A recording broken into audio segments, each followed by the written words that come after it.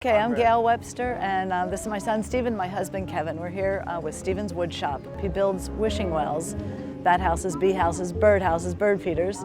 We're here as a vendor, and we are selling his products.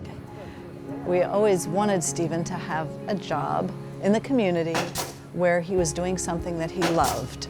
His diagnosis is that part of his brain is missing. A large chunk of his brain is missing. And because there's a void there, the ventricle expands and touches on the nerve endings, and that causes seizures.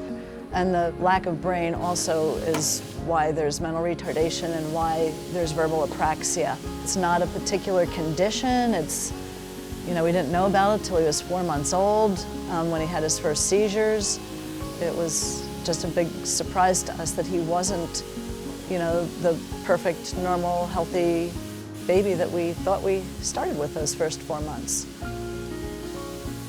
So he came to Cincinnati Children's when he was 1 to see the neurologist so that the seizures could be managed, but also that he started with occupational, physical, and speech therapies there, and has been going there ever since. He's 28 now. When Stephen was a baby, he loved to hammer toys. So then when he outgrew those little hammer toys, my husband came up with the idea of bringing in a big log and buying Stephen a box of nails and just let him hammer until the whole log was full of nails. We'd burn the log and recycle the nails, and the process would continue. I know you just wanted a couple of adjectives, but it's just hard. It's hard for me to just limit it to just a couple of words because Stephen's much more than that, He's just very involved, with people who want to be involved with him. He will do anything for you. And I need all the help I can get.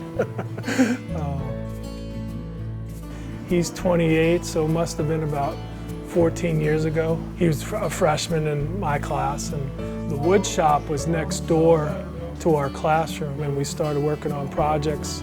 There was an acronym that I always tried to teach by, and it's called PINS. It was preferences, interests, needs, and strengths. So when you look at Stephen, the things he's doing meets all those criteria.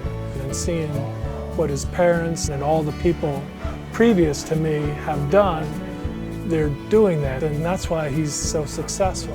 What he really loves is operating his digger.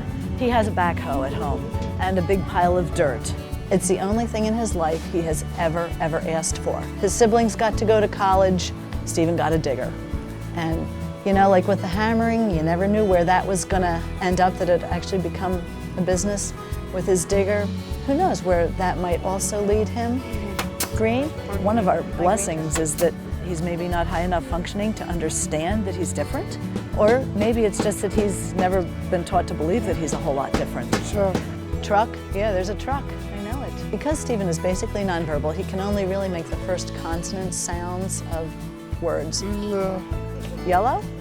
Yeah. So most people can't understand him unless they really know him well and they know the context in which those sounds are being made. Or our truck is yellow.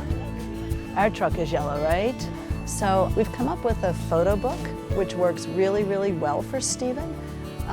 We take pictures of just about everything that he does, and then on the computer we print them out on a page, and I put words with it so people looking at a glance can see who was in the picture, who he might be talking about, and where he was and what he was doing and when it was. Things are going well for us, and things can go well for other families too.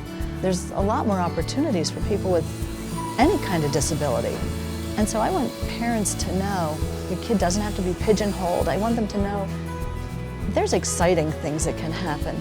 Your child can live a really rich and fulfilling life, and they can be really happy. And so if parents can just understand by the time their son or daughter graduates, they should know what their preferences are, what their interests are, what their needs are, what their strengths are, and encourage all the professionals involved with their kids to focus on those things.